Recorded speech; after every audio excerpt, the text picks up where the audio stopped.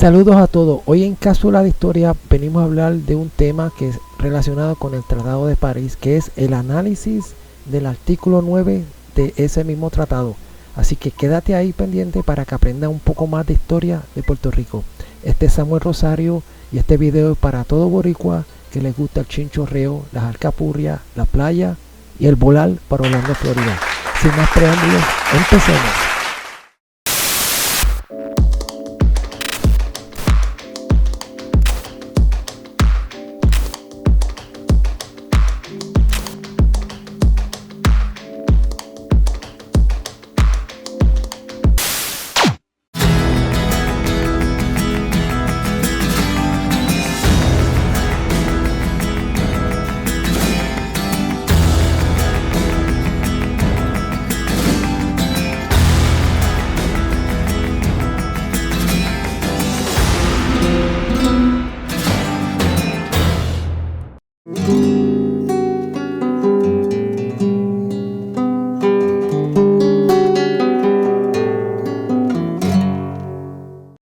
Regresamos a los estudios de Puerto Rico Provincia TV. Gracias por sintonizarnos y gracias por estar mirándonos.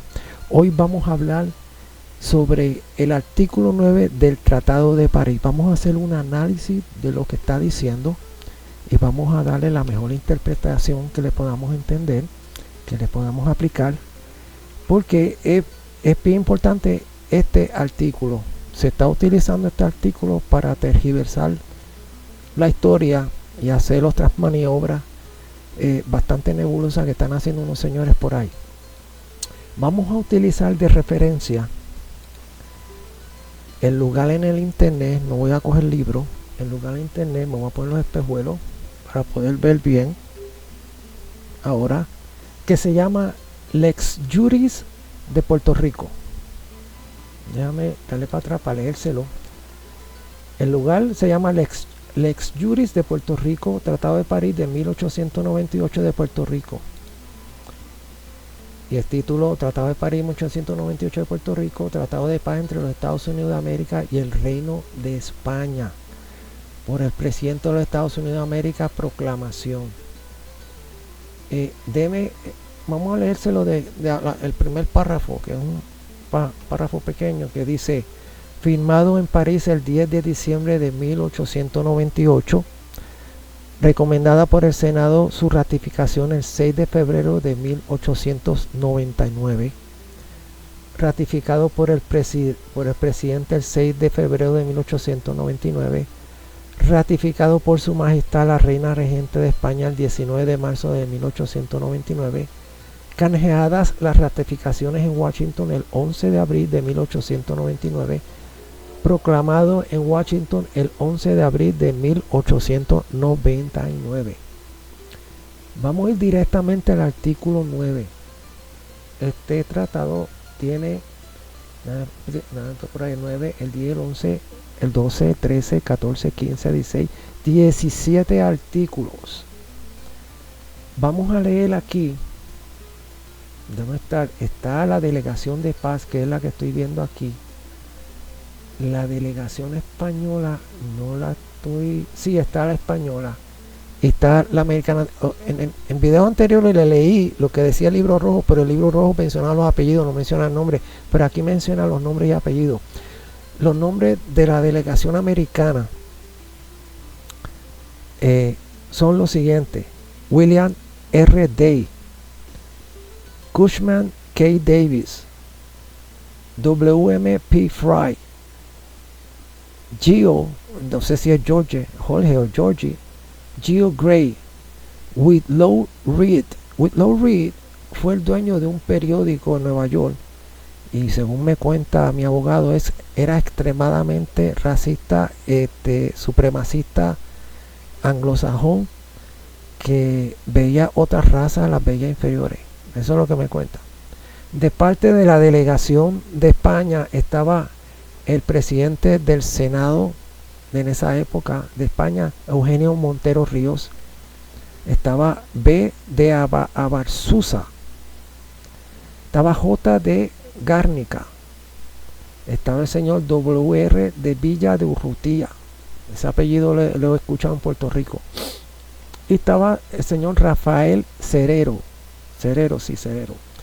Ellos fueron los señores de parte de España, de parte de Estados Unidos, que se reunieron allá en París para llegar a este tratado que se llama Tratado de París. Antes de seguir, vamos a unos comerciales y regresamos.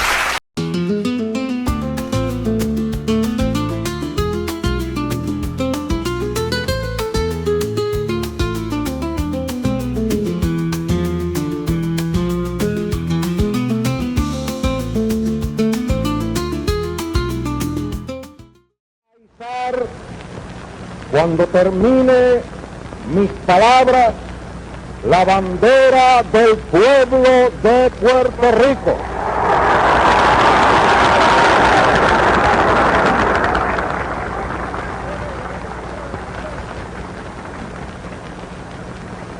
La voy a izar al fundarse el Estado Libre en voluntaria asociación de ciudadanía y de afecto.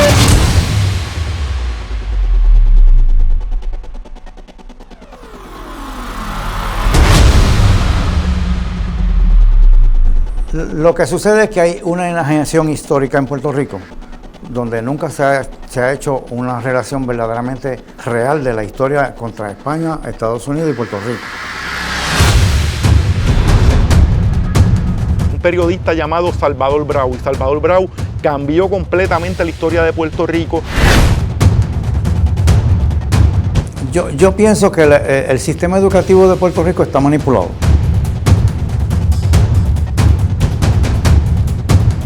Está manipulado de cierta manera en donde se nos quiere enseñar lo que el sistema quiere, no la verdadera historia de Puerto Rico.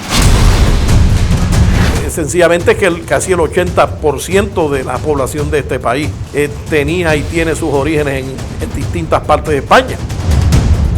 Cuando Juan Ponce León pone su asentamiento en Puerto Rico, se toma de mujer a una indígena y nacen esos primeros puertorriqueños mestizos. Ahí podemos decir que ese preciso momento es donde nace el gentilicio de los puertorriqueños. Desde que la isla adquirió el nombre de Puerto Rico, podíamos decir que fue la epigénesis del fenómeno ese de llamarnos puertorriqueños. Así que la descendencia de nosotros es un crisol de razas que tiene que ver con las razas europeas,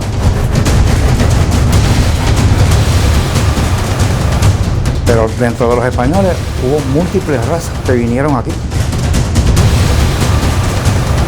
Mi punto de vista es de que el puertorriqueño no conoce sus raíces porque no conoce su historia, su verdadera historia, no la que está en los libros, porque la que está en los libros está manipulada.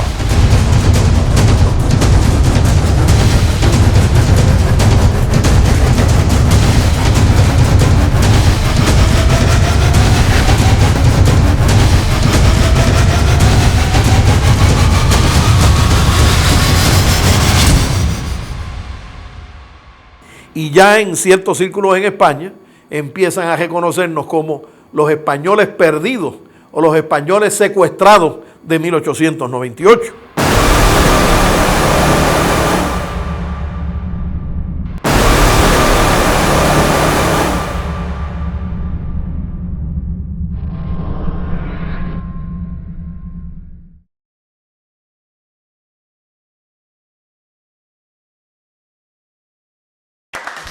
El estudio de Puerto Rico, pero vamos ahora a leer el artículo 9, que es lo que dice, y vamos a hacer un análisis sobre lo que dice ese artículo.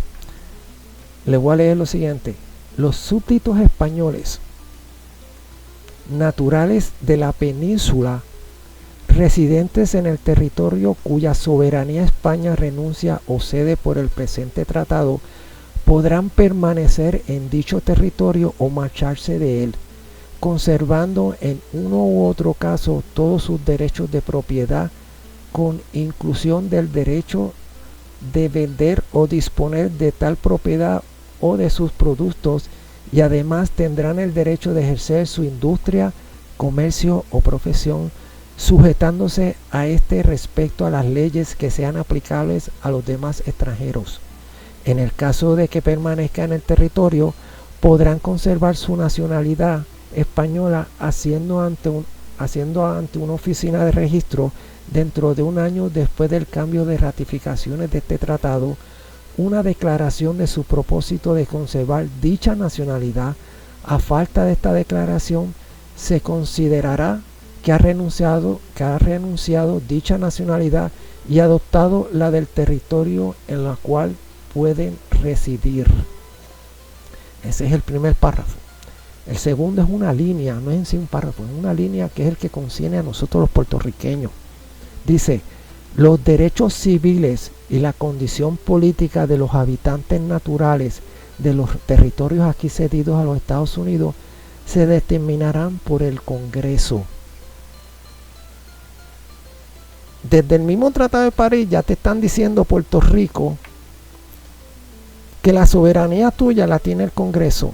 No importa que hayan hecho la ley Foraker, el Acta Jones, la ley 81-600 que creó el Estado Libre Asociado, la Junta Fiscal que ahora mismo está gobernando en Puerto Rico. Nada de eso. Todo eso está bajo este artículo. Mira qué sencillo. Bajo este artículo. Vamos ahora a volver a leer el párrafo y a pararnos y empezar a hacer un análisis de esto. Dice: los súbditos españoles naturales de la península. ¿Quiénes eran esos?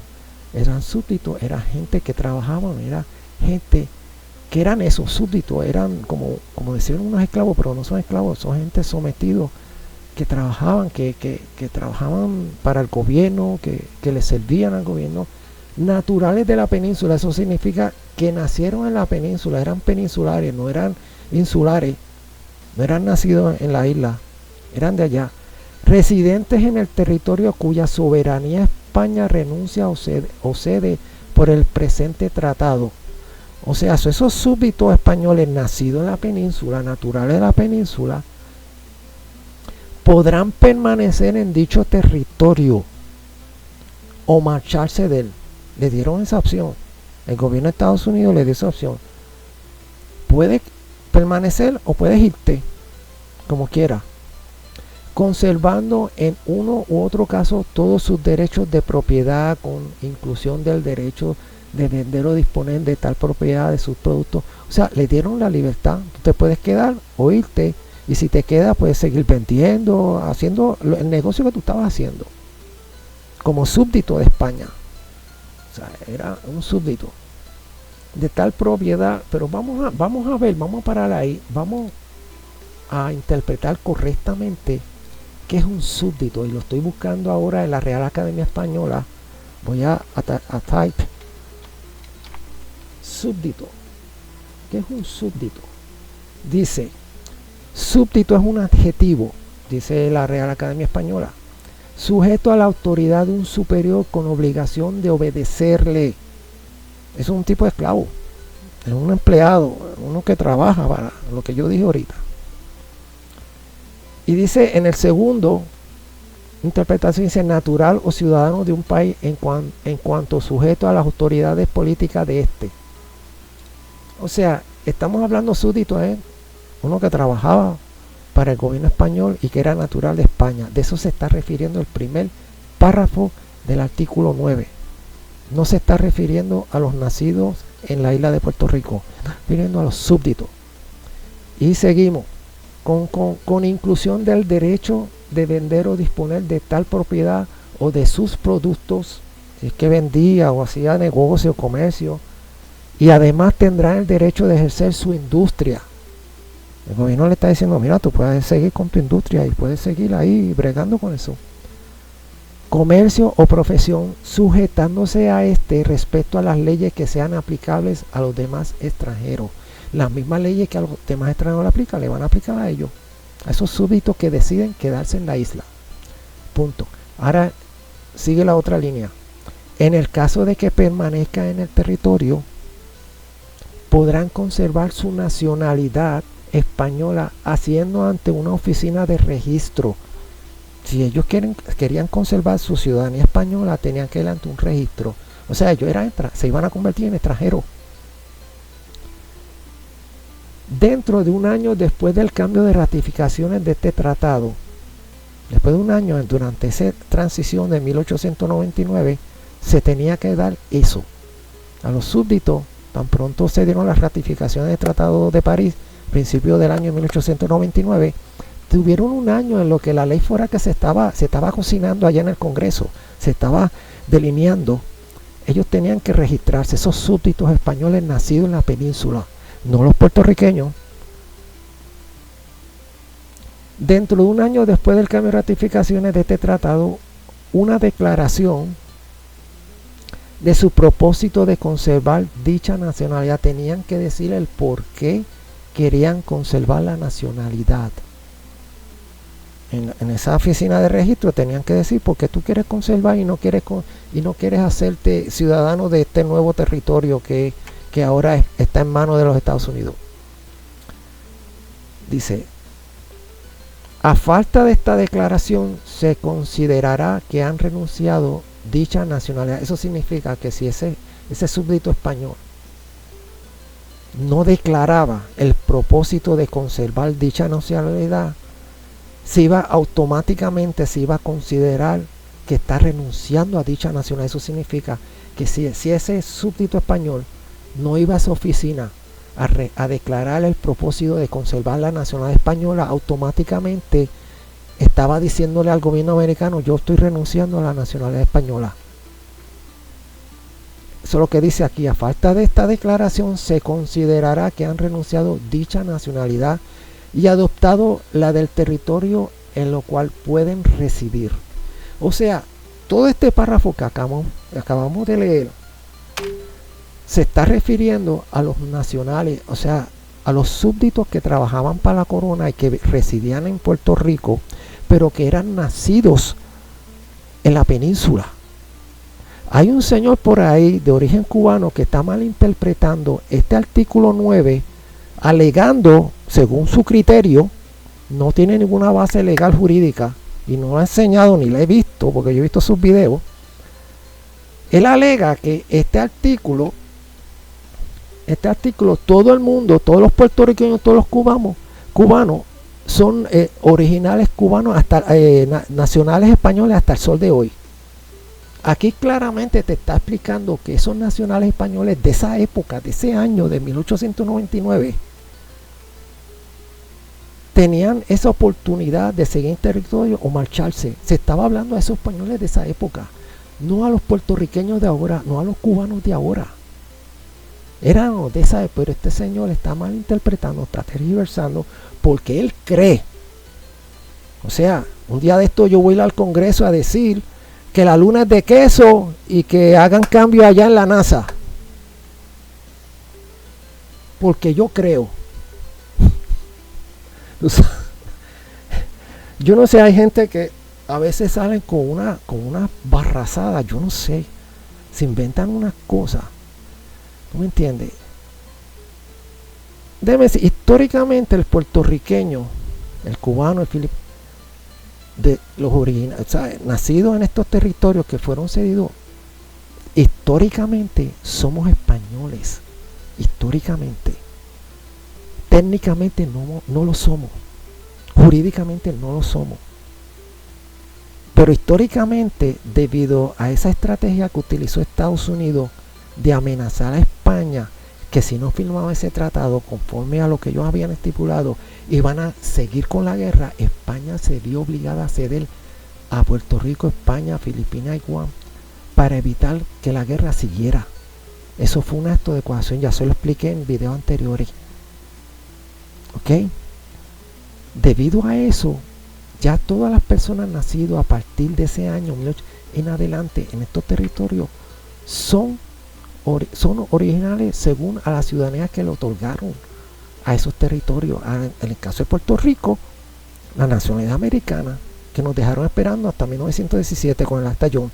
A los cubanos en 1903, cuando se declaró independiente, ya la Constitución cubana amparaba y le otorgaba una nacionalidad cubana a todos los cubanos de la isla. Pero ya este artículo, como lo estamos viendo, no aplica ni a los puertorriqueños. De hecho, no, en ese artículo no aplicaba a ningún puertorriqueño en esa época. Estaba hablando de los súbditos españoles. No estaba hablando de los insulares. Estaba hablando de los peninsulares de la península. Y este señor alega eso. Mi opinión, esto es un tipo de genocidio. Esto es un tipo de genocidio. Lo que está haciendo ese señor. Te voy a explicar por qué. Tú crear falsas expectativas para darle una falsa esperanza a un pueblo que está pasando hambre y miseria como es Cuba ahora mismo. Esa gente tan desesperada que ellos hacen cualquier cosa por salir de la isla. Y tú darle unas falsas expectativas diciendo que voy a hacer algo para que te den nacionalidad española y te vaya de Cuba. Es un tipo de genocidio. Porque ante las instancias judiciales, ya España no tiene que ver nada con este Tratado de París. El único que está vigente, el Tratado de París, es concerniente a Estados Unidos y Puerto Rico. Puerto Rico todavía aplica el Tratado de París, pero ni a Cuba, ni a Filipinas, ni a esos territorios que se independizaron. Por lo tanto, esto es crear falsa expectativa, falsa esperanza, y eso es un tipo de crimen de lesa humanidad contra un pueblo que está viviendo una hambruna, un pueblo que está sufriendo bajo un régimen que está teniendo, ya sea, están sufriendo ya sea por un embargo, o ya sea por el régimen, o por ambos, están sufriendo. Y yo decirle que van a hacer esto, vamos a hacer esto para que le den ciudadanía española, es darle falsas expectativas. Y eso es un crimen. No voy a mencionar a la persona, pero me imagino que ustedes saben quién es. ¿Ok? Déjenme en los comentarios abajo, en la parte de los comentarios, y nos vemos en la próxima en Cápsula de Historia. Que Dios los bendiga.